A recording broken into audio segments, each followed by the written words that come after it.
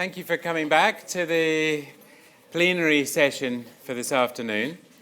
I know it's been an incredibly intense day. I don't know whether every cluster has experienced the same. Enormously enriching, but somewhat overwhelming.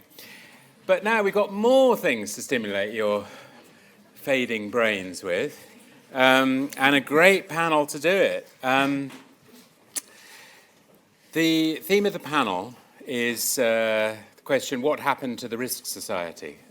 Ulrich Beck has come up many times in all sessions, I'm sure, but what does that mean in 2019? And what does it mean in terms of the debates we've been having together today and yesterday around the politics of uncertainty? What do we mean by a risk society, if that's a relevant term at all? So we'll have, in the order going from my left to my right, 4 great presenters, starting with Gabe Mythen from the University of Liverpool, followed by Wynne, emeritus at University of Lancaster, Zhang from the University of Kent, and Dean Curran from the University of Calgary, all of whom have 10 minutes each, maximum. And we will do what we did yesterday in the plenary, have the little whisper buzz sessions immediately afterwards with your immediate neighbours, and have a few rounds of that and see where we get to by 6 o'clock when drinks and food will be available. So, without further ado, I want to hand over to Gabe.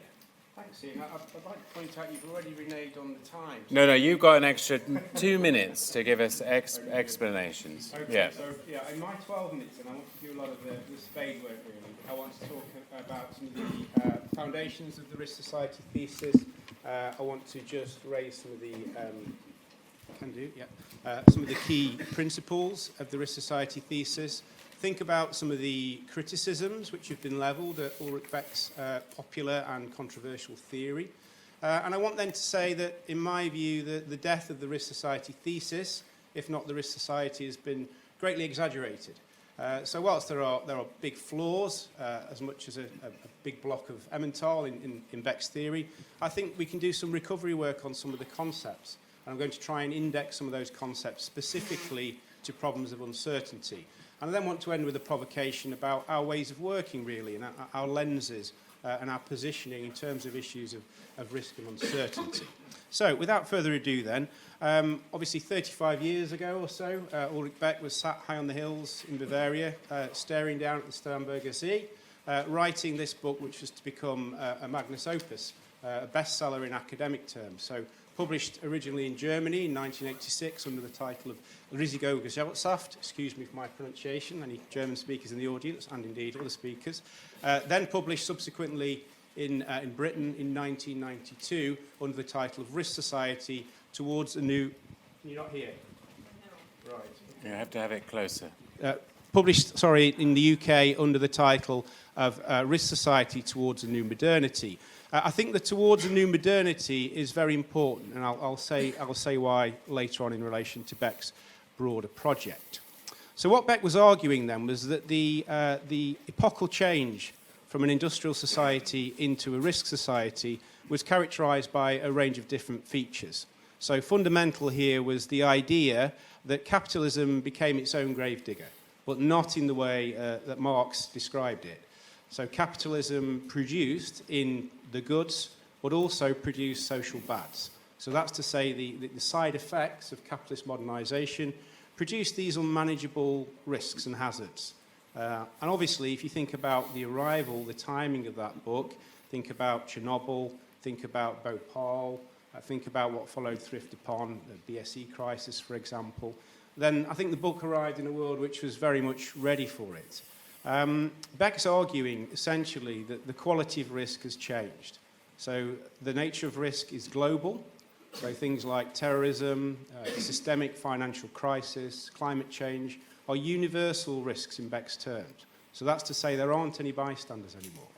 And that impacts upon us as individuals, and it also impacts upon institutions. So expert systems, according to Beck, are challenged by their incapability in managing risks. So in some senses they work, they seem to be working, but they actually fail because their attempts at risk management do not harness the particular set of volatile risks. So obviously lots of different sets of issues with that particular argument. And of course it's been contested. So a band of thinkers have followed through some of Beck's work, have sought to apply it in particular contexts, some of whom are sat on the panel alongside me today. Other thinkers have been very, very critical and dismissed that argument as being overly general. Of course, there are good reasons to be sceptical about that thesis. It arrived at a particular moment, it arrived in a particular country, it arrived in a particular continent. So in many regards, it's an expression of, you might say, white German middle-class angst. It expresses a particular set of fears about the direction of society, about our capability to progress. So there are challenges. I think also we can say that, as in the title of the particular panel here now, we've got to recognise there are multiple modernities. And of course, Beck didn't recognise the existence of those multiple modernities. It was very much a Westocentric argument. It wasn't an argument that accounted for cultural diversity, differences in interpretation, lived experiences and how they're impacted by forms of stratification, and so on and so forth. So I think while there are problems with Beck's thesis, I would argue that there are also some misunderstandings which still linger around his project. So in the initial instance, some of his work, I think, and he would admit this himself, was lost in translation. So the only book that Beck wrote directly in English was his last unfinished piece of work on metamorphosis. So all the other books were translations. Now, one of the problems here, I think, was around the idea of risk, because I think Ulrich actually meant uncertainty when he was talking about risk rather than risk. And I think a number of pieces have argued that. Scott Lash is one of the people that's argued that point quite strongly. So whilst many people talk about manufactured risks, Beck himself was actually talking about manufactured uncertainties. That was the phrase that he used. So I think his attempt was to try and see what was going on, how people were living in a situation of radical indeterminacy. And I think there are parts of that project that we can usefully recover. The second thing, I think, which is important as a caveat, is that Beck's project was a projective social theory. So many people have gone out there and tried to empirically scrutinise Beck's project, try and test it, calibrate it, say, well, the risk is here, it isn't there, we can assess it in these ways and those ways. That's probably quite counter to the narrative approach which Beck was taking. So the projective social theory he was involved in was intended as a provocation. It was intended to kind of paint the contours of the world in broad brush strokes. And it was also intended to try and grapple with what might be coming down the pipe. So it's very much a future-orientated social theory. So I think those things are quite important. In relation to the death of risk society becoming a kind of unfashionable social theory, I would say there's a risk of throwing the baby out with the bathwater. So whilst the macro-sociological theory is flawed, there are some conceptual elements which I think have utility. And I think my colleagues on the panel will speak to some of those later on in the session. So I think the idea of Nichtwissen, or situations of not knowing, needs greater exploration. So in what kind of context does not knowing occur? How do institutions respond to not knowing? Is it worth us thinking about different typologies of non-knowledge and mapping how institutions and agencies respond to those? So I still think there's work that can be done in that area. I think importantly and relatedly, the concept of organised irresponsibility. So this idea of Beck's that institutions work and fail simultaneously. They can't manage the global risk. They can't manage the volatility. So they have to respond by stage managing, risk assessing, false forms of prevention, which ultimately don't deal with the risks themselves and exacerbate the problem. And I think we can think about different examples of organised irresponsibility in practice. And again, I think that's a concept where we can stretch Beck's work a little further in terms of trying to understand uncertainty. In terms of notions of method, Beck famously talked about social science zombie categories. So very controversial, arguing that social scientists were busy collecting data in time-worn grooves of class, of age, ethnicity, and gender, and were missing the big picture. We're missing the possibilities that people's experiences were different in the modern age. And I think that's quite important. Whether you agree or disagree with that, I think we probably sometimes don't work or think hard enough about methods. So how are we gathering our data about risk and uncertainty?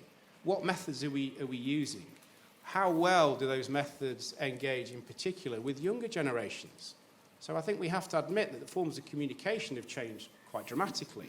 So does it make sense for us to engage audiences as social sciences along the lines of focus groups and interviews and questionnaires? How relevant is that, and how good is the quality of data that we're then using to form our assumptions? So they're all things I think which are quite important. In relation to thinking about positionality, and I'll finish on this point because I think this is something around the production knowledge, which again is important. So Becca talks about observational posts, talks about the way in which we situate ourselves in relation to social issues and social problems. And I think that requires thinking about our positionality. It requires us thinking about ontology as well as epistemology. What's our location in relation to our participants? How do we stand in relation to the knowledge which we're producing? And again, that's something which I think we should reflect on and we should think hard about in relation to our outputs, as they're generally called in this age of mass production within academia. So I think that echoes a point that Andy made yesterday, actually. To some extent, how you see vectors what you get. And it also speaks to the point that I think the gentleman there made yesterday around acknowledging epistemic multiple modernities. So acknowledging that uncertainty is not only different in different places, but it's interpreted differently. So in that regard, I want to bring it together with a kind of curious metaphor, which I think speaks to issues around falsifiability. It speaks to issues around power and who it is that gets to speak about risk. And it also speaks to those questions of positionality. So it goes something like this. It's an old Chinese proverb about two Ming dynasty philosophers located in the summer palace in Beijing, staring down into the pond. The first comments to the other, "Don't the fish look happy today?" To which the second replies, "How do you know they're happy? You're not a fish." To which the first retorts, "And how do you know I don't know? Because you're not me." Thank you.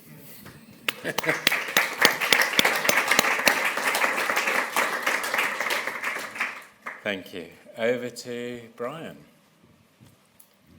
Thanks, Ian, and thanks, Gabe, for doing some of that spade work.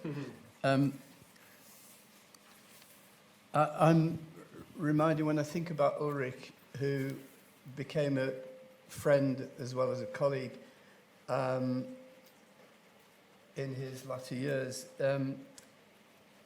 I remember talking with, shall I name him? Why not? Yeah, Wolfgang Krohn, who's a German STS social scientist at Bielefeld, sometime in the early 90s. And he said to me, Ulrich Beck is, sorry, the wrong way around. Ulrich Beck is not a social scientist. He's a political essayist. And I never actually asked Ulrich Beck whether he would, accept that kind of description of himself. But I think it's probably fair to say that he would have happily accepted that, because that is the way that his work was taken up, and it reflects what Gabe was just describing about his lack of interest, really, and certainly also lack of experience in sociological methods.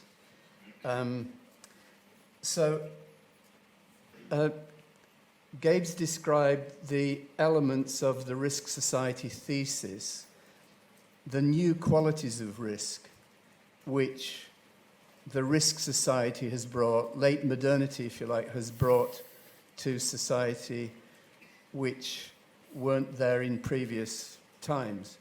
Now, one of the central criticisms of Beck's risk society thesis is precisely that we have had these qualities of risk before. We've had global risks in the form of plague, for example, and so we can go on. But his point was, as Gabe says, it was more like a kind of an understanding in the broad of late modern society and new qualities of risk which society wasn't handling. And partly, it's not just a matter of new qualities, it's also a matter of the sheer intensity and frequency with which society, ordinary civil actors in everyday life worlds, have to actually cope. So think about quality, but also think about quantity and intensity. The two basically run together very much in this thesis. But one of the major qualities which he described, and where he was picking up on French historian François Ewald, L'État-provident,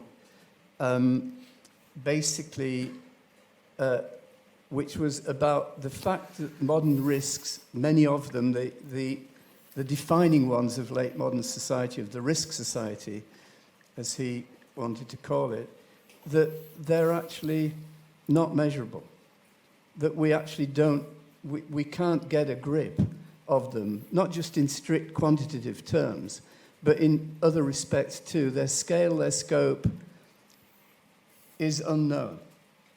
So that's where the non-knowledge, the Nichtwissen element of his thesis came in, and it's a central point, as Gabe has actually already indicated. But the further point that they're actually uninsurable. If you can't measure a risk or can't pretend to be able to measure a risk, then you can't insure it. And actually, as his book was being published in the German version in 1986, one of the major exemplars that he was using, the nuclear one, was also actually giving us the Chernobyl accident. And so the point about non-insurability, it has so many further ramifications. We just stop and think how deeply entrenched in almost every aspect of our lives insurance is, as a social mechanism of stabilization, of security, of course, and so on. But, you know, the key precondition is we can agree on a measurement of what that risk involves, and then, you know, from that estimate premiums, and so it goes on. Then it gets to be a market commodity. So that's what makes it governable in a sense. And of course, the nuclear case was the first example where actually the US Congress had to actually pass an act in order to artificially limit, to place a limit on the liabilities of nuclear power. The PriceAnderson Act, thanks to Sheila for that reminder as to which act it was, the PriceAnderson Act, which actually artificially limited the liabilities from any nuclear accident of whatever kind it might be.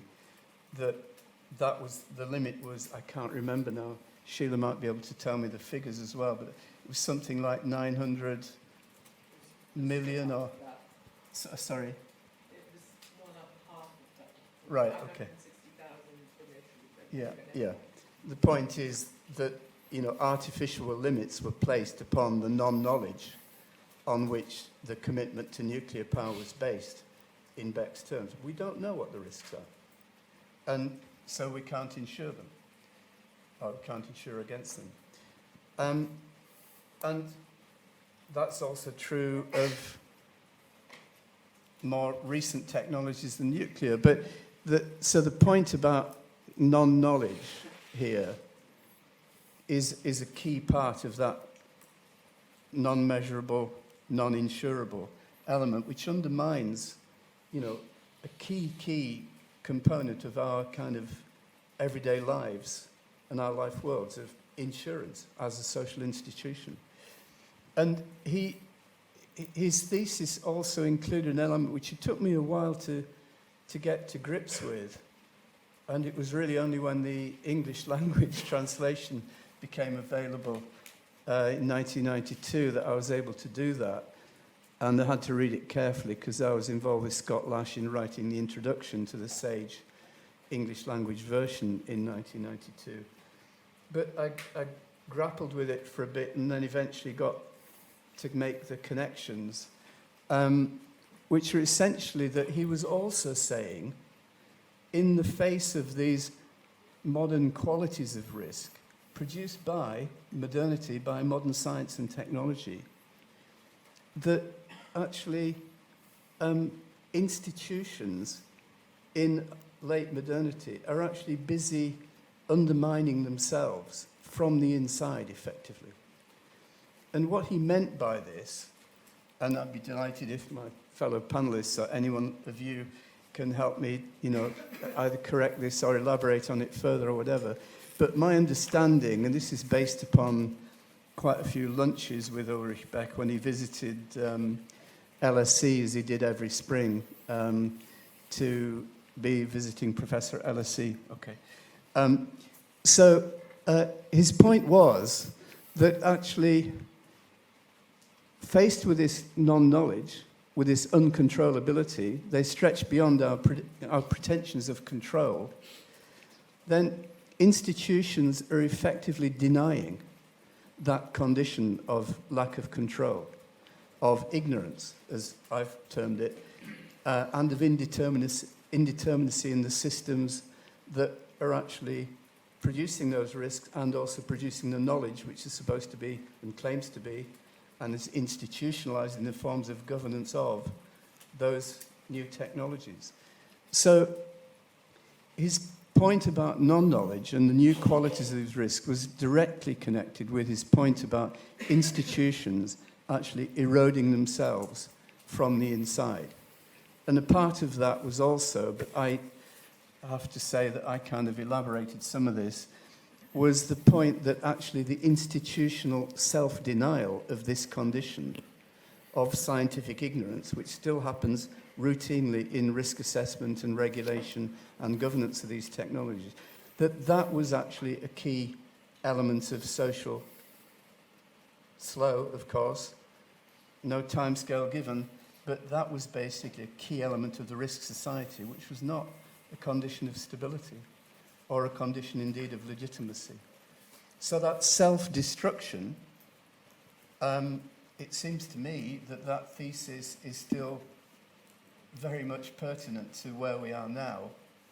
And, we think about social media, and by the way, I've just been reading David Runciman, How Democracy Ends, here, political scientist at Cambridge, where he's actually explaining his views on this and the fragility and vulnerability of modern democracy in the face of changing social formations through social media. And he doesn't go into the knowledge elements that we've been getting into here.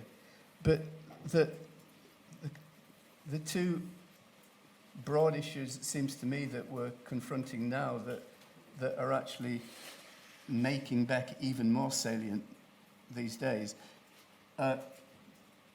Social media and the different social formations that that's bringing into being, including in the political world, quite directly, and also robotics, AI, and the, large, let's say, claims, I want to say fanciful claims being made for the future capacities of AI and so on in our world now. So, sorry, Ian, for the... Thank you, Brian. No, brilliant. Thank you very much. Yeah, great.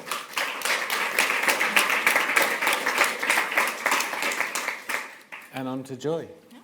Thank you. Okay, well, thanks, Ian. Well, I work in the area of science policy, and I had the fortune of collaborating with Ulrich Beck for about 4 years, especially on the topic of risk society's relation to our cosmopolitan future. So I think today my reflection will be a reflection from and on that perspective, and hopefully my contribution complements some of the points as has already been teased out. So I have in total 3 points to make. First, I want to talk a little bit about the enabling effect of risk, and in particular, the enfranchising effect of risk and its relation to multiple modernity. So risk as a social condition, as Beck theorized, that is manufactured through institutionalized human action. Well, this is very unsettling and quite liberating, especially for those previously disadvantaged or marginalized group, because this idea of risk actually can simultaneously provide both the incentive and the legitimacy and thus confidence, especially in the early phase, for those previously marginalized group to be less constrained by often a Western-dominated model of structures as well as orthodoxies and develop their own political voice. Well, one simple example to give here is that I'm sure a number of us here have observed firsthand how the discussion about the demise of absolute scientific uncertainty and the criticism towards the linear view of social progress have opened up a plurality of imagined world to the global south and thus open up the options for them to pick up their own development path. And this has enabled them to sometime, I don't want to paint a too rosy a picture here, so it's sometimes, not always, for global souths to challenge and extend a Western dominant view of what modernization means. For example, the Chinese scientific as well as bioethic communities I follow, they've repeatedly challenged a Western dominant discourse of what counts as good science and what counts as responsible research. And they have established their voice in global science, to various levels of success by not just following international norms, but also by shaping them. But my real point I want to highlight here today is that I feel to fully appreciate the enfranchising effect of risk is that we have to recognize when we talk about varieties of modernity, we're not just talking about differences between nation states, or worse, between the West and the rest.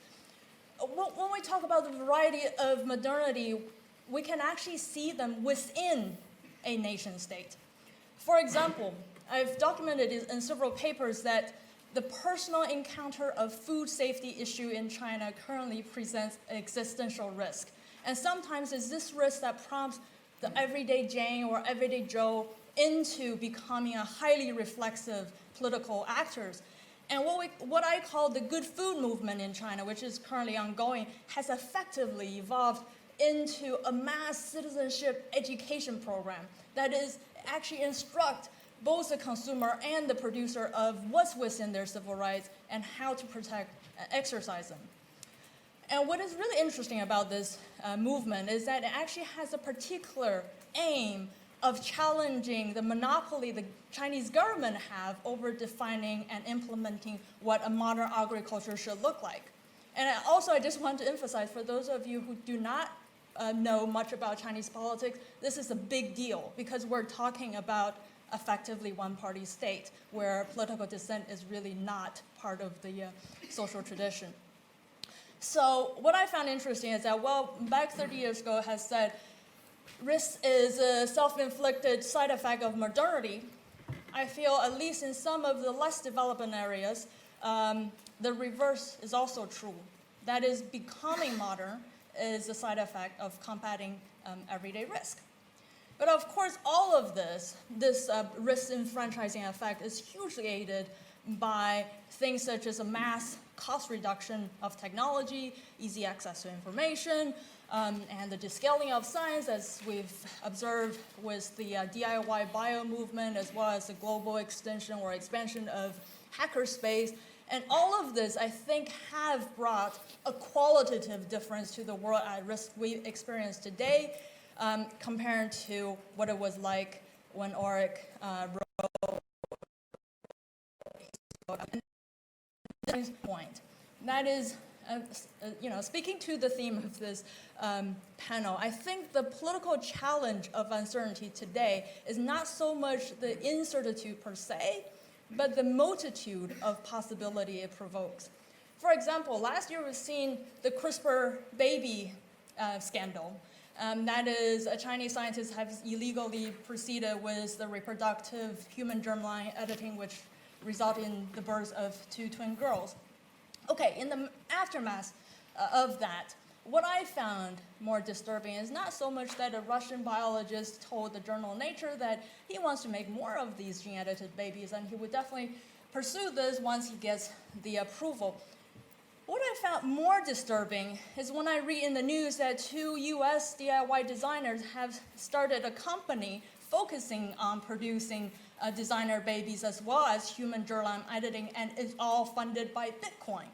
Of course, there's some doubts about how fast they can actually really realize this, but I think this really mirrors a worry that I observed in Hong Kong last November at the International Summit of Human Genome Editing when the Chinese scientist J.K. He presented his case for the first time to the world. That is, the worry was, to some extent, it doesn't really matter what policy path the Chinese, the UK, or US government eventually decided to take, because it still cannot fully address the worry that someone, somewhere, with the right resource, will do that again. So I think a very thorny science policy question shared worldwide today is that national policies and institutional censors, they may keep professional scientists with public funding in line, but they really struggle to keep up with the fast-growing constellation of experimentation that's outside of conventional scientific institutions, that's outside of conventional political accountability. And once someone has taken that step, as the Chinese scientist J.K. He has done, we're flipping the page. We're no longer dealing with just risk. We're dealing with risk and the fact, and it is consequence.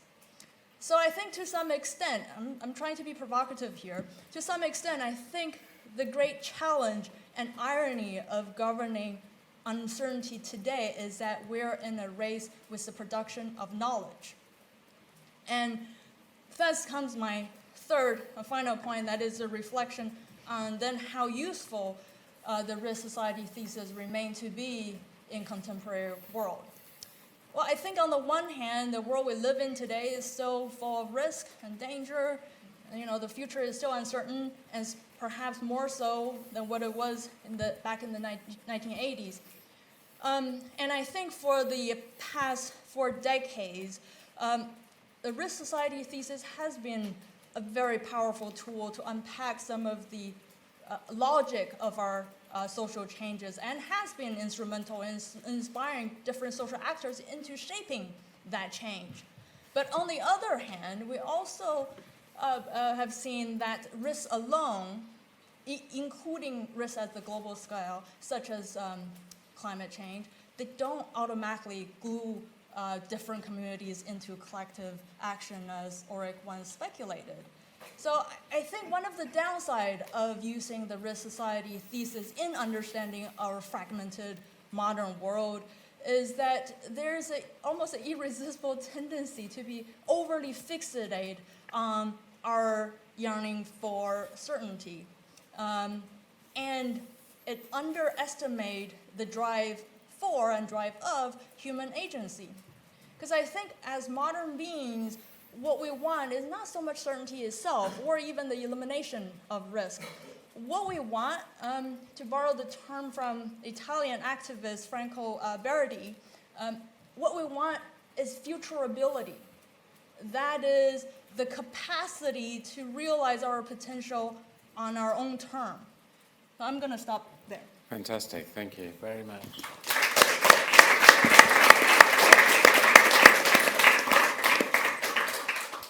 Over to Dean. Okay, excellent. So I think Beck's work has provided a powerful prism through which to grasp many of the key transformations of our age.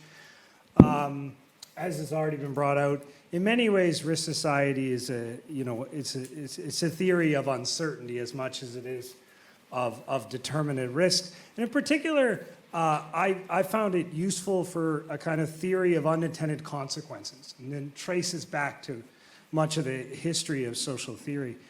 The question of the risk society thesis, it's been extensively debated. I've partially participated in it. I think of that question, though, as a subset of a more general question, which is how useful is the risk society model or paradigm, or providing us with a toolbox? Not necessarily did Beck get predictions right or wrong, but does he ask fruitful questions, right? Does he provide paths forward? And in that I have found Beck's work hugely useful, even though in many ways I actually wrote a paper once that said every time Beck wrote on class, he was wrong, but he was always usefully wrong.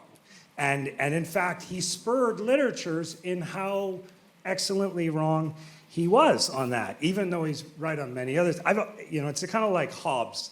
Hobbes is famously wrong about authority, but it's so fruitful, we're still working through it. So thinking about, for me, what is the kind of the core element of this model of the risk society?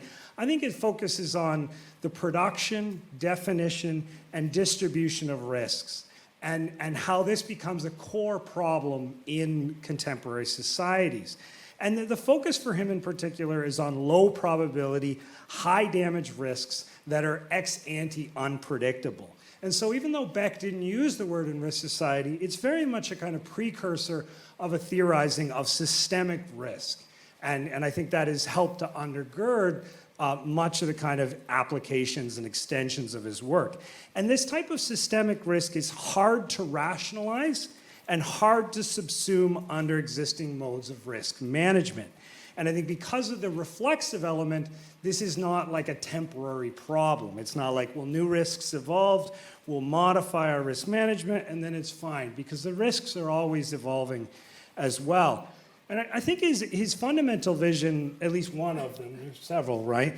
And his work definitely evolved, but I see it as this kind of us living in an age of side effects and a kind of systematic recklessness with the future.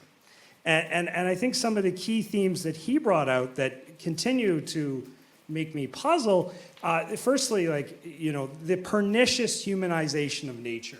It's a kind of very interesting rethinking of Marx. And in fact, a really famous STS scholar brought out how Beck's thinking on this humanization of nature is quite an interesting precursor to STS work and overcoming the kind of social nature divide.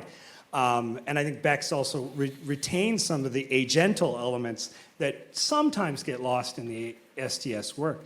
In terms of the politics of risk, I think one of the most compelling elements is this idea of the ability of technology and technology and industry to create social fait accompli that governance can only deal with ex post. So technology and industry create social realities that then policymakers have to come to after the fact and then address. And in fact, I think in many ways it's a very interesting rethinking again of Marx's work on the Jewish question. And lastly, one that I continue to I teach on risk and we deal with all this, but the issue of reflexivity and the challenge to expertise. And for, Beck's discussion of reflexive scientization, the demonopolization of expertise by experts. But again, following with Beck's own work, this has created unintended side effects that, I don't think Beck anticipated, the questioning of vaccines or climate change skepticism. Nevertheless, thinking about this as a paradigm, I think it really brings out a lot of interesting things. In thinking about the risk literature as a whole, though, I have concerns about it really seems to have developed into these kind of two solitudes. We have the kind of objectivist risk society literature that don't always call themselves risk society, and of course there are other scholars on this, but talk about disasters, catastrophes, the future, the ugly future. And on the other hand, you have a massive amount of literature on the kind of culture of fear, the politics of precaution, the sense in which we're not in an age of crisis of risk, but rather a crisis of fear, a crisis of anxiety. And we have, even recently I've heard people say, are we using the word crisis too quickly, right? And I mean, in Alberta at the moment, they said that the major crisis is we're not selling oil at the right price. And it's hard not to feel like that is an inflation of the term crisis. Nevertheless, the groups that use this term feel it quite strongly, right? And it's not a kind of individual phenomenon. So we have this issue where we have a kind of, from the culture of fear perspective, is a breakdown not in the world, but in our ability to perceive the world. And what we have here is these kind of two this divide in the risk literature, which I have, only recently I've definitely been on the one side of the literature, but that this other literature says the real issue here is our inability to repress anxiety, our damaged ontological security. And in some sense, the real issue is we're just not perceiving where risks are, and we're seeing risks everywhere. Now, ostensibly, these seem like tensions, right? We have one, there are too many risks out there, the other, that we perceive too many risks. But I actually think that they're kind of locked in this pernicious dialectic. And that both the problem of the excessive production of risk and the breakdown in our ability to judge, perceive, and to risk, and to integrate fear and anxiety into an overall flourishing life. And in particular, I think there's a breakdown in trust in life. I'm seeing this increasingly. I think these things actually feed each other. In fact, they can feed off each other. Mary Douglas very wisely said that if we fear everything, then we really can't protect ourselves from anything, right? And I think there's this kind of this dialectic going on between the two of them. And I briefly just like to suggest that I think that part of the risk problem is that we're actually dealing with a series of overlapping problems in which they're kind of nested together, and solving the one tends to intensify the other, and vice versa. And I just briefly going to outline these Firstly, I think there's a massive issue when it comes to risk, scarcity, and inequality. There are massively unequal benefits from risks. Famous book, Climate of Injustice, other works on financial crisis, quite obviously. Some skimmed the benefits and avoided the risks. And so what we have here is a kind of systematic incentive to produce risk as long as you can avoid the consequences. And so this is a problem, but it also creates a divided politics between incumbents and those who are bearing the risk, between those who see themselves entitled, and the politics of scarcity intensifies all of this. The second problem, which I have referred to, is this subjective problem of a kind of diffuse sense of fear, anxiety, and enemies. And I think more generally, we're seeing now the distinction between I disagree with you and you're a terrible person is often collapsing. And there's a kind of deep fear of others, and a fear that I think is in many ways splitting politics and making it harder to address the other problems. Thirdly, I think there is to come back to Beck, there is the objective problem of excessive risk in terms of environment, most obviously. Finance continues to be a problem that we can pretend we fixed, but we're really just ignoring. Digital crises in terms of AI, social media, these are just juggernauts that create massive social risk and massive benefit for a few. And I think that risk is it's almost hacked us in a way that it builds on weaknesses in our civil society, limits in our democracy, but the splits, in particular around security, and these mutual claims for security are likewise further intensifying it. So it's not a hopeful message, I know. But it's always better, I think, to diagnose the problem. And in some sense, this risk conundrum is having a positive feedback effect. And something significant will have to be done to move us out of this overlapping problem. Okay, thank you. Thank you very much.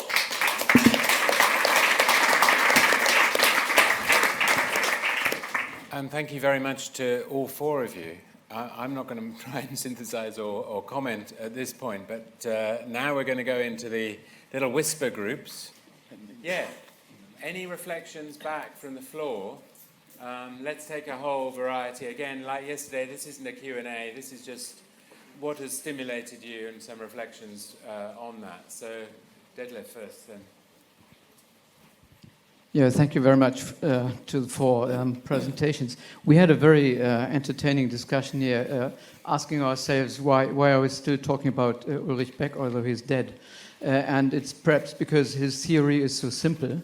It can be summarized in two words: shit happens. in late modern societies. But that's not what I wanted to talk about. All four speakers referred to the early writings of Ulrich Beck, 1986, Risk Society under the experience of real disasters, Chernobyl. And what I find interesting for what we're discussing here when we try to make sense of uncertainty is his later writings.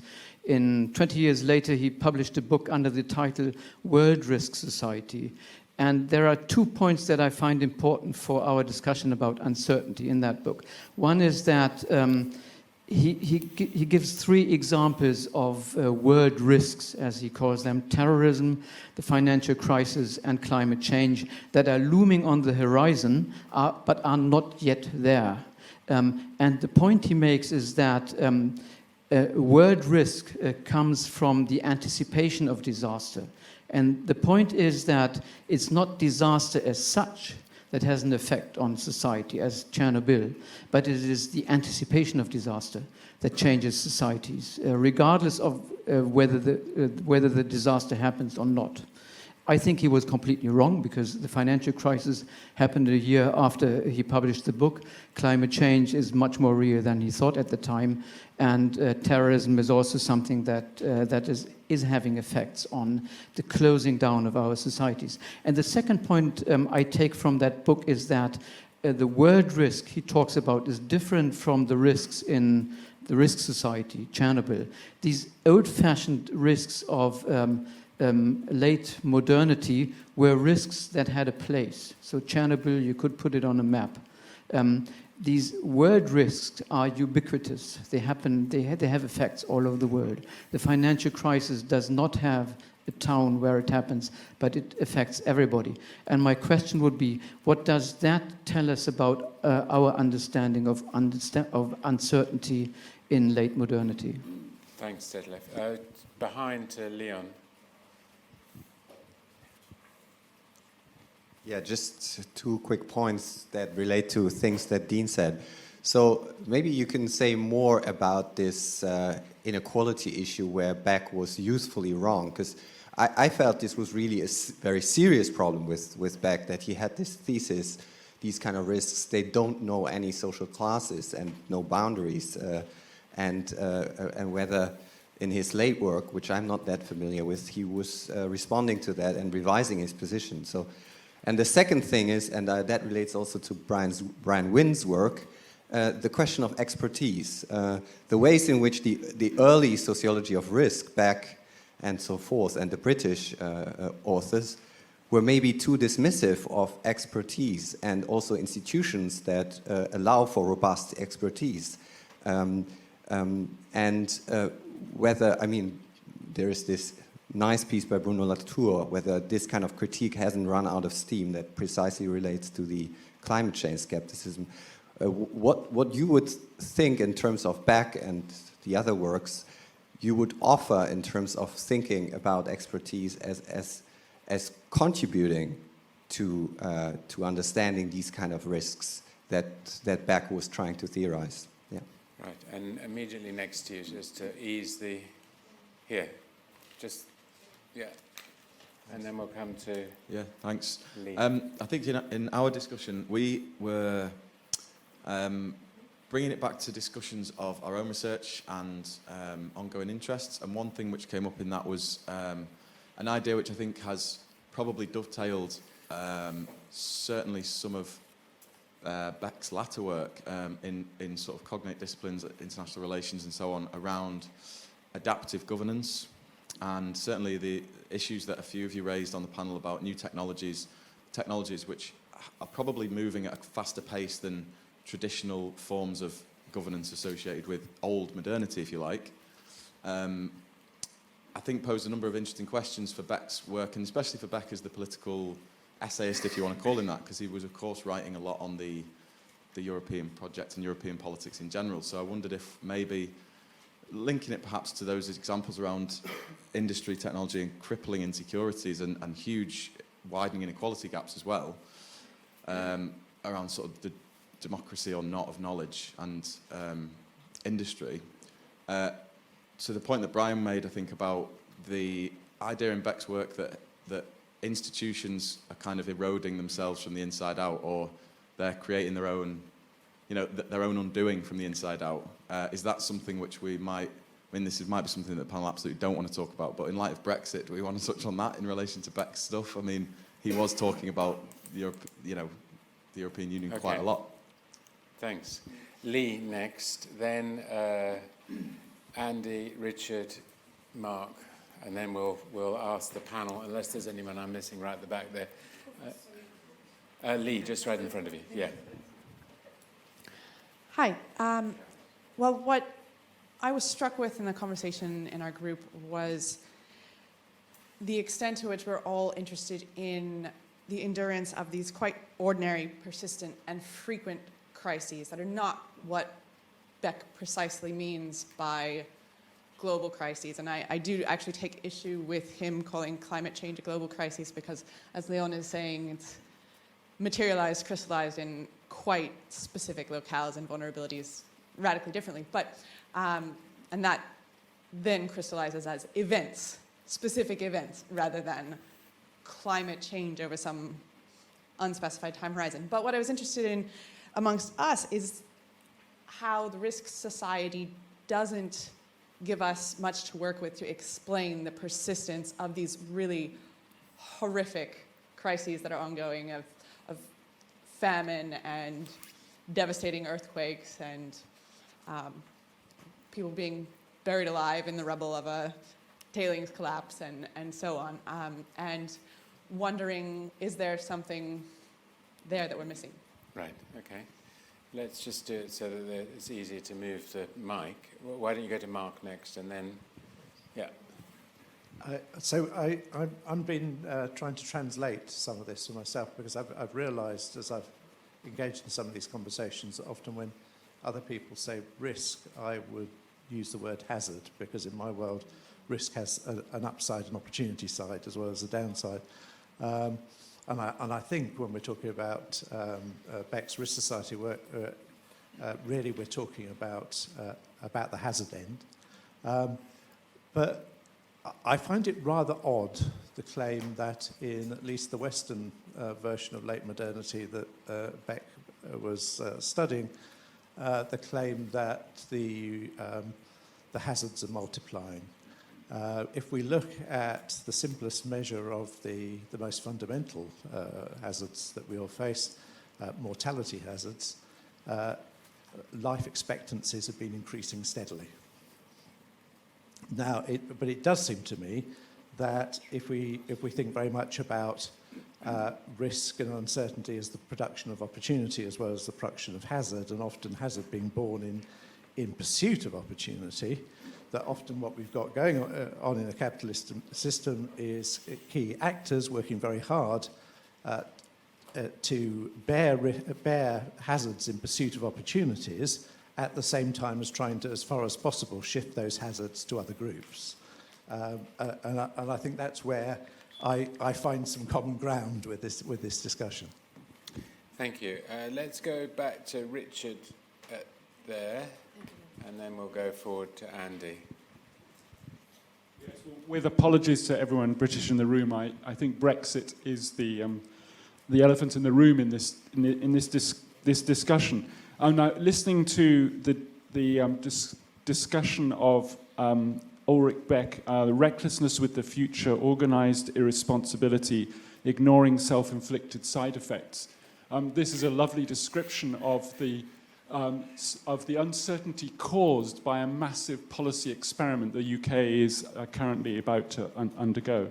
So that was the first point. The other was about the denial of indeterminacy having an effect on the role of experts. I think if you think about economic expertise, one of the problems with economic expertise is it allowed itself to be painted as a form of modern Delphic oracle, of providing forecasts of the future.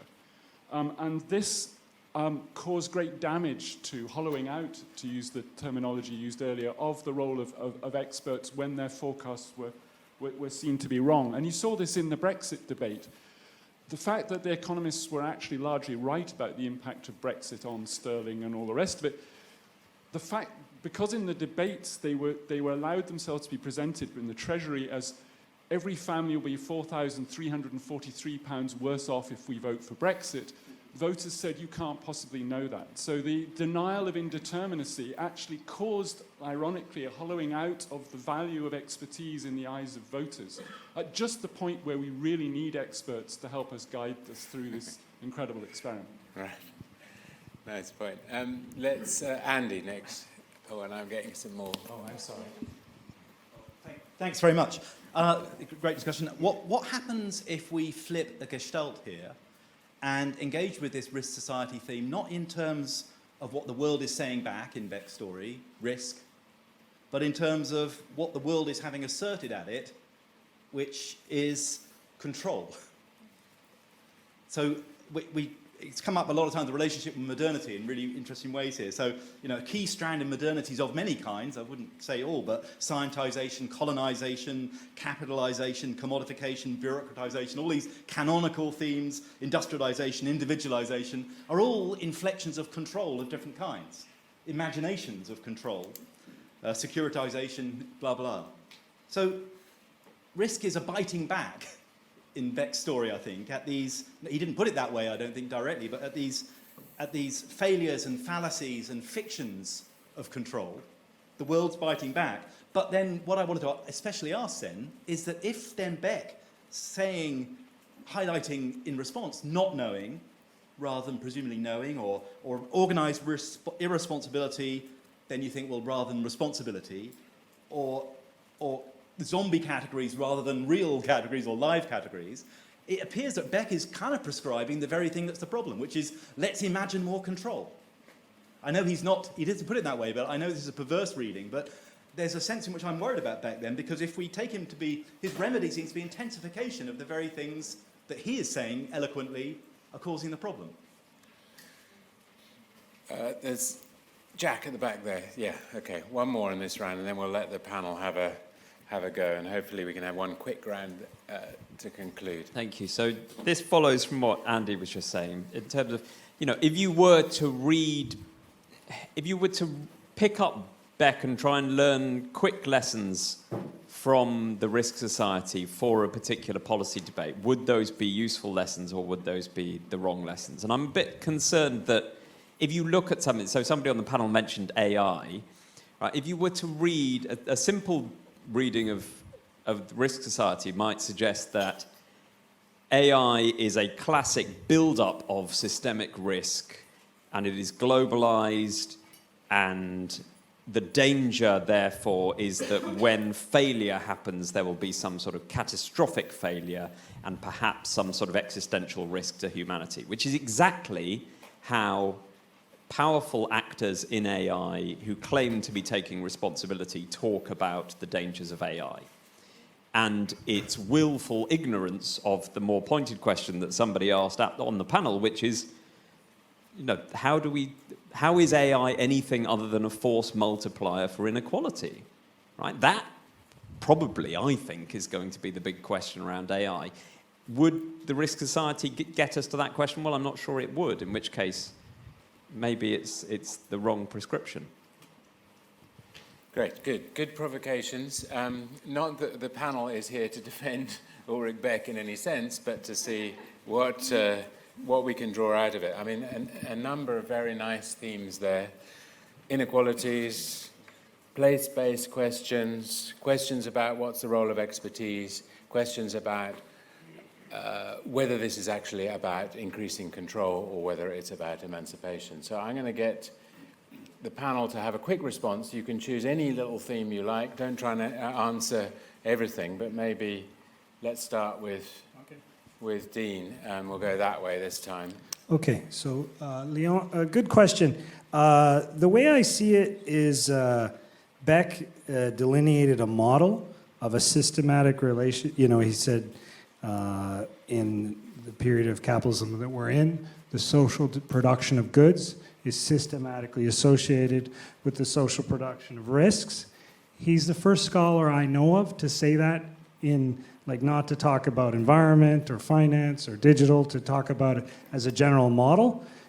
His answer to how they're distributed is wrong, but the model can be extracted and then used for different purposes, right? So that's how I would see it as useful.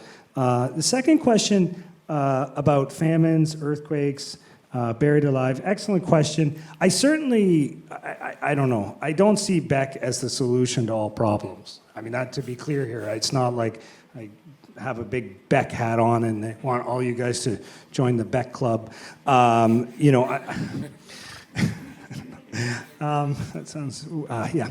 Anyways, I think Beck can be useful in certain circumstances, right? But I'm like in my work, I'm constantly confronting it with Marx or Weber or Luhmann or Giddens or Foucault or more recent research that asks the questions about multiple modernities. I just find he asks important questions about thinking about the transformations that are emerging from risk and security, right? Now, the key thing that often gets confused is, as far as I'm understanding Beck's work, and in particular him being influenced by Luhmann, he doesn't really say that the modern or contemporary age is more harmful or more hazardous. When he says risk, what he really means is Luhmann's distinction of dangers to risks, which Giddens calls external to internal risks. So it's not that we're all dying earlier or there are more risks. Rather, risks have went from being primarily exogenous to being socially produced. And then the question becomes, how does it change your politics, your morality, your social life, your individual experience, when the vast majority of the risks that you're facing are not from invaders or external diseases, but are actually socially produced by us themselves, right? So, the question of famine is a tricky one. Earthquakes, they're usually exogenous, right? But I wouldn't see them as a solution to all problems.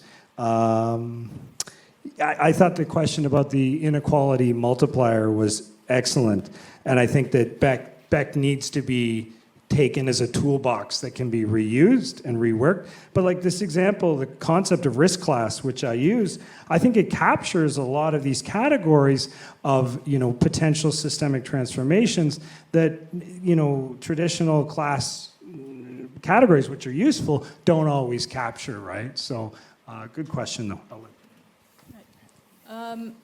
Right, I'm gonna say a bit about the war risk and also about control, because I think there is a paradox in Beck's whole theorization, that is, he really wants to tell us that transformative action is underway and we're, in a huge social change. But ironically, I think he's very weak in telling us how it happens, and this is partly constrained by his lack of empirical research. And I do have huge problem with the idea of world risk, because I do not think is helpful, and I think in a Beckian perspective is more about the scale of risks that will glue us together, and we know that's not happening. And partly is not because we're perceiving risks differently, but risks are different to different people. Even the same climate change, I think it refers back to your point. And also I think it relates a little bit to what I think Gabe was touching on at first, that is a method. And I think there's another weak point of Beck theorization. And I'm only going to say just one specific point, that's the language, the methodological language he used in articulating his ideas. And although he's telling us that there's a lot of social innovation underway because of risk, his language lacks imagination, although he was a theorist, because, for example, he constantly referred to the both and. And it makes a whole world as what I term the laminated world of the multi-layered, as if we just pile all the existing layers up, we solve the problem. But actually that's not the case. The problem we experience risk situations as well as anxiety is because there's a social void that's happening, and all the borders is not eroded automatically, but all those borders are becoming ways to channeling different social resources and give rise to new things that cannot be captured by both ends. And this is just an example of how I think language can be misleading and sometimes blinding us to really see or articulate what's actually, or how things happen. Another thing is, the second point is on control, because I was fascinated by how late the idea of control actually emerged in our cluster, as cluster 2 today. And I think this is, and I think there are actually two types of control. One is controlling of scientific facts, and the other is controlling human practice. And I think in a Beckian perspective, I would say that he does talk a lot about control, but it's mostly about human practice, because remember, one of his core definition of risk is that is a social situation that's based on relations of definition. That is, who has the right or access to define risk.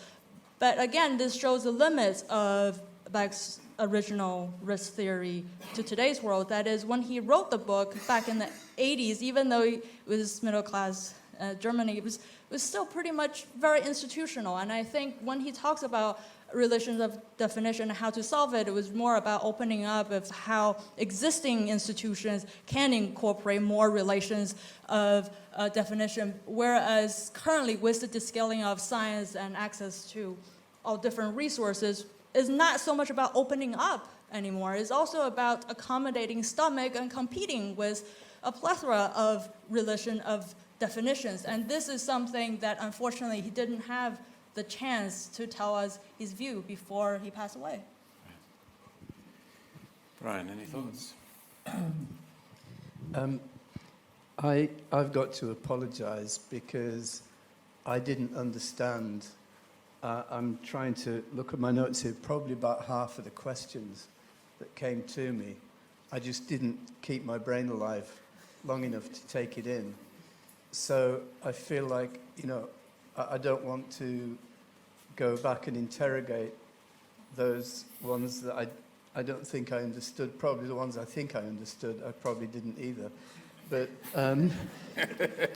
I might see whether that can be done quite briefly, because otherwise, I'm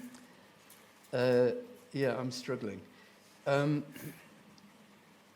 think it was Detlef who kicked off, wasn't it, with the point about how it's the anticipation of harm. I'm trying to find Detlef here, yeah. Sorry. That's the anticipation of harm which is key, or, in the risk society, as distinct from the harm itself. I mean, there's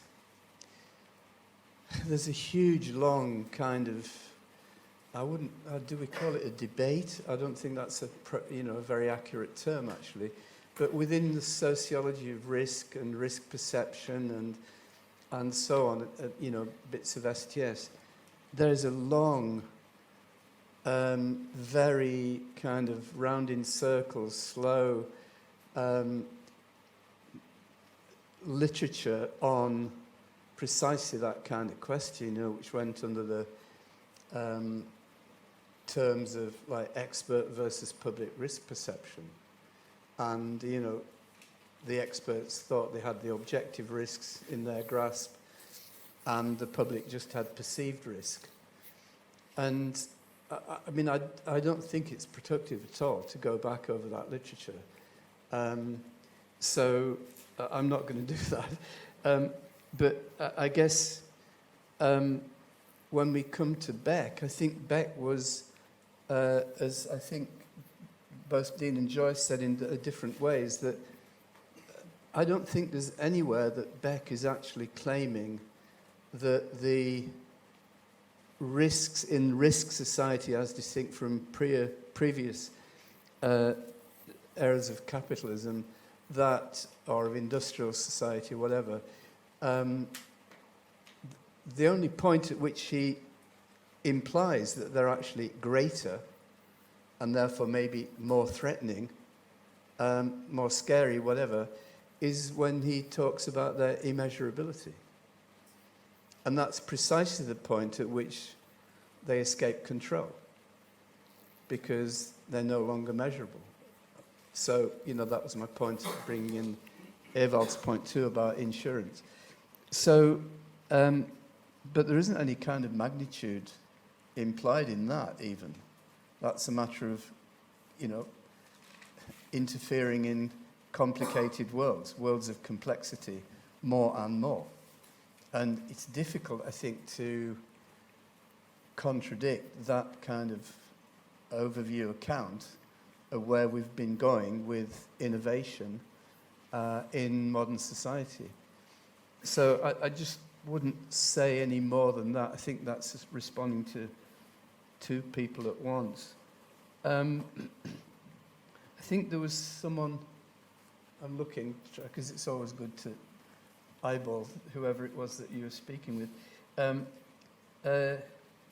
The critiques of expertise that came with the responses to Beck, and I guess I'm included in those, maybe particularly with the paper where I critiqued Beck and Giddens together, May the Sheep Safely Graze, 96. Basically, the critique of expertise, such as it was in that paper, was about expertise, expert bodies' ways of justifying themselves, of attempting to allocate responsibility and authority to themselves.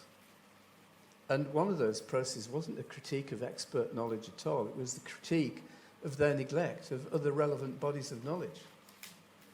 And we've got to keep that distinction in mind as we go through all these different kinds of mazes of the risk society and responses to it. And I think that's, I could actually comment here upon work in my own field, which has conflated that distinction, such that, my work's been claiming that the lay sheep farmers knew better than the scientists trying to manage the crisis of the radioactive fallout from Chernobyl. That is rubbish. It wasn't a straightforward conflict of proposition and knowledges. The farmers who were conflicting with the scientists didn't think of themselves as having better knowledge than the scientists, and nor did, as far as I knew, any of the sociologists who were looking at that particular process, or set of processes that went on for years, decades, in fact.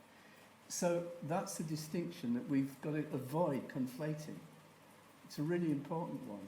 And it actually speaks to what Sheila was talking about yesterday, about how we, are all the time conflating other and otherness, difference of an ontological kind, into an epistemic question. And so I think, again, that's where I think, the ignorance and non-control that comes with it. We can't predict and control if we're recognizing ignorance, or we can't claim to predict and control. We can still do it under particular conditions. If you specify all of the conditions under which you make a prediction, then there are assumptions that can also be tested, potentially anyway, be tested. But the, sorry, I've lost my thread. Yeah. Okay. There's more to be said on that.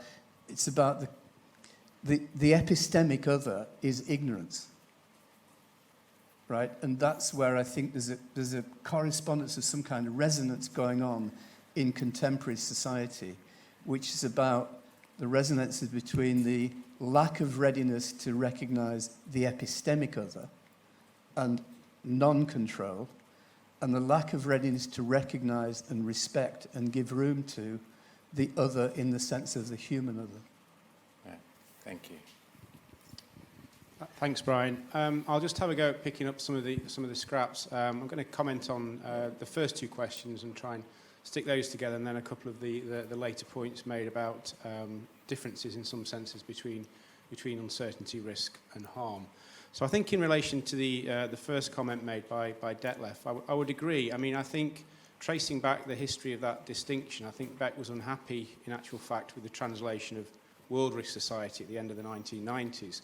And that, I think, led to the production later on of World at Risk. So I think he was trying at that point to reignite some understanding of his particular position. And I think that was stemming out of people's misunderstanding of risk when he was actually talking about uncertainty. So I think that's where that idea of catastrophe as making a clear distinction between that, catastrophe as happening, harm as it were, and then risk as more about uncertainties. And I think the reason he didn't go into, and I'm guessing you, go into uncertainty, because that opens up a whole set of different and new debates. And obviously having made his hallmark with the idea of risk, it would then be slightly strange to then say, well, in actual fact, I wasn't talking about risk at all. So I think that's one part of that. I think the second question, is interesting. I think Beck was arguing that reflexive modernisation, characteristic of the risk society, necessarily demanded institutional reflexivity. So I think the point he was raising was not that it didn't happen anywhere, but institutions were very, very slow to change. So I think his view would be that the rollout of reflexive modernisation in a very sanguine and upbeat version of it would lead to greater institutional reflexivity around risk assessment and risk management.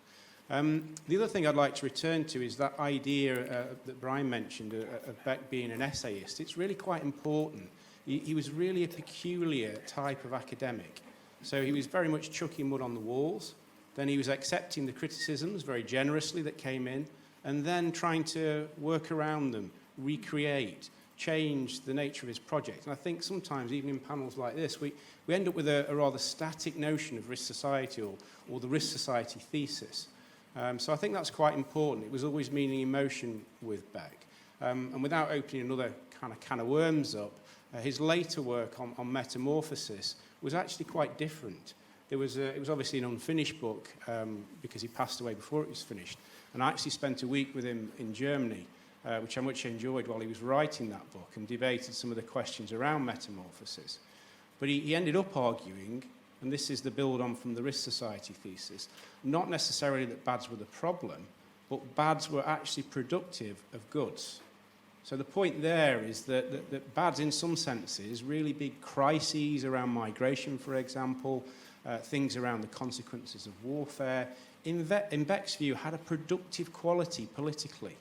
So they led to changing normative horizons. They led to people throwing their hands up and saying, never again. We now need to do something differently. And he put a lot of stock, I think, in future generations. And I think if we look at what's happening now in terms of climate change, again, I might be kind of hopelessly optimistic, but the mobilisation of many young people around the issue of climate change is one example that tends to fit, I think, in relation to this notion of metamorphosis. One or two points on, I think it was Lee said something about other kind of forms of disaster. I would agree with that. Beck was always talking of what he called worst imaginable accidents. So again, he was talking about the anticipation of catastrophe rather than looking at catastrophe itself. And in some senses, that's a shortcoming. There's a whole lot of literature in criminology, a group of people calling themselves semiologists, Simon Pemberton, Steve Toombs, Dave White, Paddy Hilliard, have argued that it's social harm we should be fixing on, not risk, because risk is something which may or may not happen in the future. So I think that's a criticism that has justifiably been levelled at Beck. But on the other hand, I don't think that's what his project was actually about. That brings me to Andy's point now about control as well. I would agree with that. I would say that often what we're doing when we think about problems and issues is trying to understand social transformations, trying to cope with the pace of change. So to me, yes, you could frame these things under the rubric of control, but similarly, the kind of beauty and the devil of risk is its very plasticity. So you could say the same thing also about uncertainty. So there's a danger we might fall down the same hole in using uncertainty as this prism, as this kind of signifier or metaphor through which we're actually trying to understand something quite different. There's a good provocation for the whole conference. We've got a bit of time, and I think it's probably worth having another little buzz together. We'll do this one in a shorter version, but themes that have been raised here, that final provocation about, does uncertainty as a concept fall into the same trap? Brian's discussion of expertise, Joy on sort of place and context, and Dean on sort of inequality and class and how those dimensions get rolled into this debate. We don't have to refer to Beck's opus as our only reference point. Let's just open up these themes again. So let's have 2 minutes now in your little whispering groups. Buzz and whisper away. So any thoughts that have come out from what you've been discussing? Sheila. So I can't help having this, coming to bury somebody, not to praise him line sort of going through my head a little bit and thinking about how Ulrich himself would have thought about this session, because he was a man with an enormous sense of humor and loved telling stories and was bluffness and joviality in person. And I think he would have been a little bit bemused at the extreme seriousness of his ideas being taken as testable propositions. And I think what you said about the sort of flexibility with which he treated his own ideas was exactly right, because he did not treat himself as a disciplinary sociologist, and disciplinary sociology had an enormous amount of trouble with him. I invited him to Harvard twice, the only 2 times he came to Harvard, both at my invitation, and the first time the sociology department kind of didn't even really recognize the name. This was around 2000, so it wasn't like he was not unknown. And the second time they did recognize him, but in a slightly grudging manner. So, I think that it's important to try to think of what a person would have thought of his own work, and to the extent that some of you have elucidated that is the piece I value. But for an STS scholar like me and others in this room, sort of what do we take away? I think the usefulness rhetoric is just not the right way. I mean, maybe there's some instrumental uses to put his work to, but I don't think that is what Ulrich himself was thinking about. I mean, I think the last time I saw him at Harvard, he made a joke about how he should worry about writing about anything because it happened, right after he wrote it. And there was a sense that he himself was a kind of oracular body through which disaster passed. And, so what was he telling us about that we want to crystallize and take away? I mean, I think the core of his work for me is how do we know ourselves? How do we know ourselves in this changing world? And that, he was born into a decentered world, right? And for instance, his father, definitely a man of the older guard, disapproved of his, by German lights, cosmopolitan marriage. The ground had shifted. So it's not surprising that he was interested in shifting grounds. And I think that the things that have not been explicitly said, except Brian in your very last comment, is the deep uncertainty about what is a legitimate way of understanding the world, and even the theme of organized irresponsibility gravitates around that. So we can't trust our senses. We can't trust what the experts say because they themselves have no canonical or methodologically rigorous ways of understanding. The entities we've relied on to produce collective knowledge, like the nation state, that knowledge is no longer adequate, and that's why the stress on cosmopolitan knowledge, which would have to transcend the data collection capabilities of the nation state. But anyway, those are just 3 things that I immediately remember. But if you add on other things that he wrote, it's a profound shaking up of the territory on which we know ourselves as individuals, as subjects, as societies. And then whose responsibility is it, in some sense, to put a collective way of being and thinking together again? So if I look around the world today, where the notion of a collective, of a public, of superarching entities to which people can owe some kind of moral or political allegiance, all those things seem to be in shreds. I think that some of that is what he was foreseeing. And for us, there's a question. Uncertainty is a normative term. When we say uncertainty, we no longer have any obligation to say, this I believe, and nail some things to doors of churches or whatever. But how do we regain a sense of conviction as collectives? And I think that, to me, his work was a troubling and profound invitation to think about exactly those kinds of things.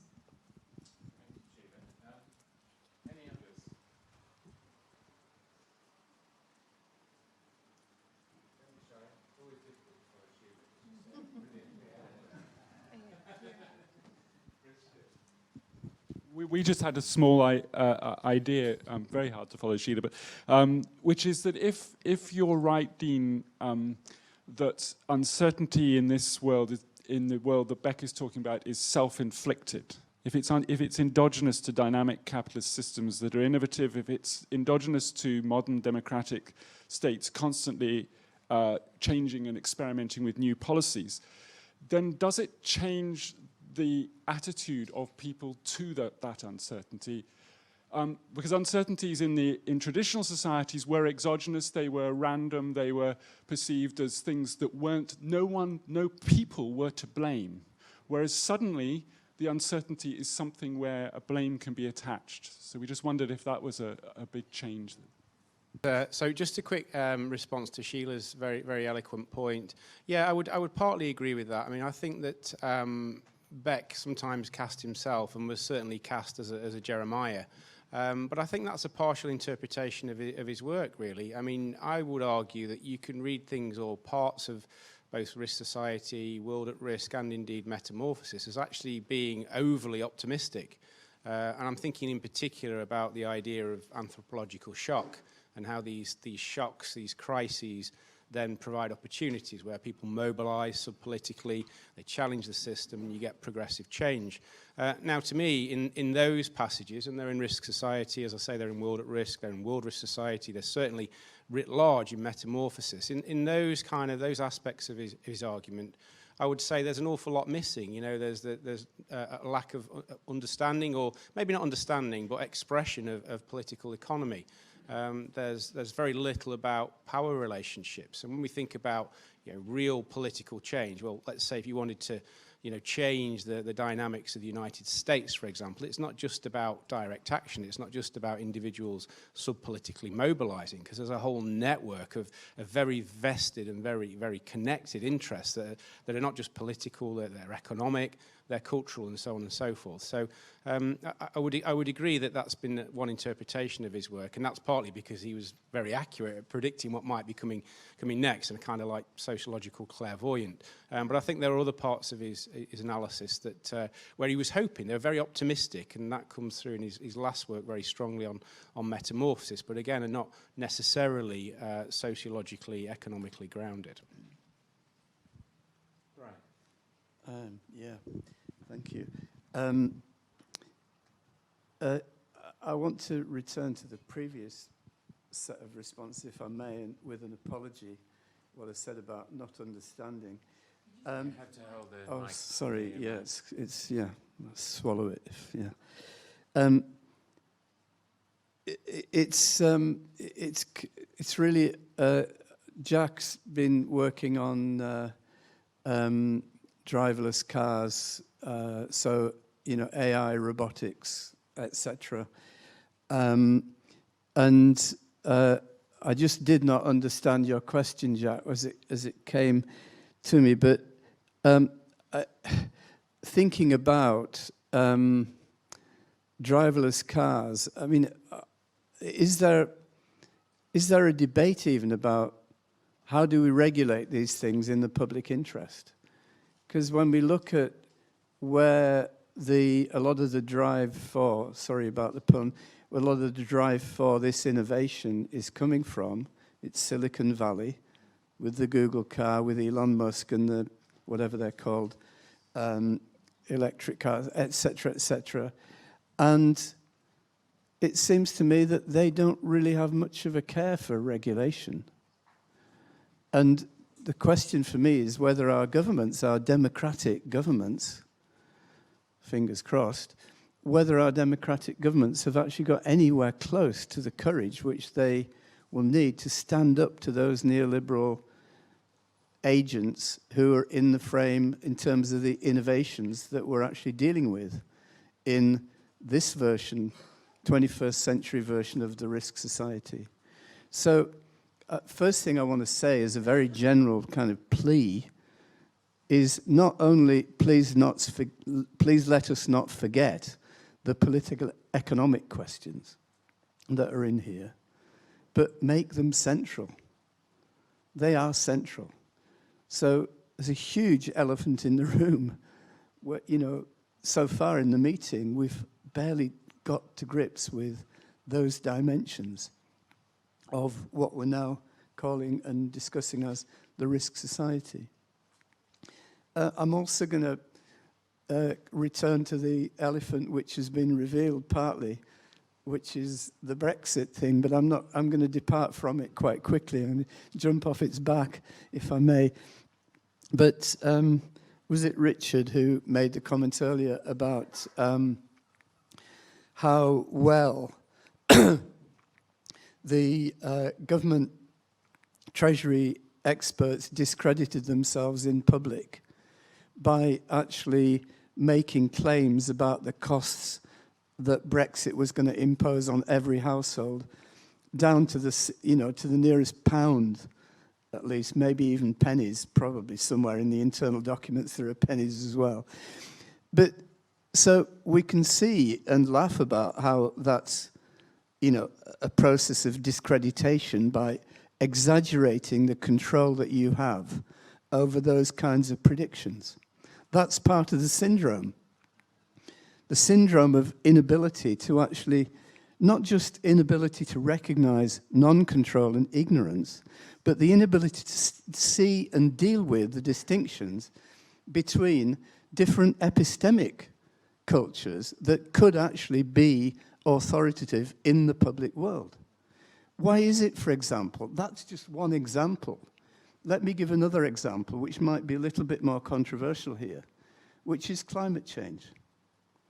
The IPCC started off by attempting to precisely define the climate sensitivity, the average sea surface temperature rise of the whole globe from a doubling of carbon dioxide emissions actually in the atmosphere. For those who didn't know, that's the climate sensitivity. But they began by the range 1.5 to 3.5 back in the early 90s in their first reports. And when opposition came in, what was the response of the scientists? It was make the knowledge more scientific by making it more precise. And that's been a problem right through with the question which we all struggle with, which is when the hell are we actually going to act on climate change? We don't need to know whether the climate sensitivity, which doesn't mean very much in practice in terms of impacts anyway, but we don't need to know the precise figure which describes the climate sensitivity in order to know we've got one hell of a problem and that we have actually created it, partly at least, ourselves as human society and actually mainly as industrial society. So we could actually be using in those worlds of policy an epistemic culture which was based upon the principle, epistemic principle of comprehensiveness, inclusiveness, which would be a more ecological approach actually, but that's got other implications in fields like biodiversity and risk assessment of GMOs and agricultural technologies generally. So that question about why are we ignoring, why are we just subsuming and drowning alternative ways of doing knowledge, responding partly to Sheila's question and challenge, that there are options, but they're so deeply, deeply entrenched that the issue about how we would actually get an effective challenge to them, which would still be, or it could still be perfectly good science. I don't even know how to begin, but back to the other elephant, there is a political economy in there too. Thank you. I'll just say very briefly about the self-inflicted risk, and I think it is the modern awakening of the self-inflicted, the nature of risks in relation to social practice does change people's attitude and as well as response. But I just want to make one minor correction, that is not just about capitalist production, because for example, industrial agriculture and organic agriculture both have their uncertainties. But in relation to your positionality in the relation of defining risk or inflicting risk, I think that makes a difference of what we talked about yesterday about the good and bad uncertainty. And sometimes, I won't go into detail here, but if you're interested, I have examples of how it leads to very different response from punitive punitive to constructive. Excellent. Okay, I'll be quick. I'm really glad you brought up blame. I think that, you know, Mary Douglas's work, of course, on risk and blame, and I think it continues to be kind of underlying a lot of Beck's discussions. And I think this issue, when risks shift from being external to being internal, there's a sense in which we're shifting from random harms to experiencing injuries by others. And that brings up issues of both rights and security, right? And I think that what we're seeing here is blame is a huge register of contemporary politics and feeding the kind of politics of resentment and recrimination. And I can think about, you know, climate change is a great example of this. You know, just offhand, I hear people, the kind of resentment at, say, the Extinction Rebellion. You know, the newspapers had like, look how much pollution they made. Look how many Starbucks cups there were. And the visceral way in which people feel this, you know, we're in a space of morality and of blame and of mutual recrimination. And the questions of baselines, entitlements, incumbents, you know, these aren't for the technocrats, right? These are deeply moral questions, and they tie up with both interests and identity. But I think this politics of blame building on top of the risk is a huge part of what we're seeing with contemporary polarization. Okay, thank you. Thank you very much. And thank you very much, the whole panel. I think this was a fantastic opportunity to reflect on a big series of debates that resonate, I think, probably across all the clusters. And I'm very glad that all of you in different ways brought up the sort of centrality of political economy in our thinking about what we mean by risk and uncertainty towards the end there. So let's have a round of applause for everybody and all of you too.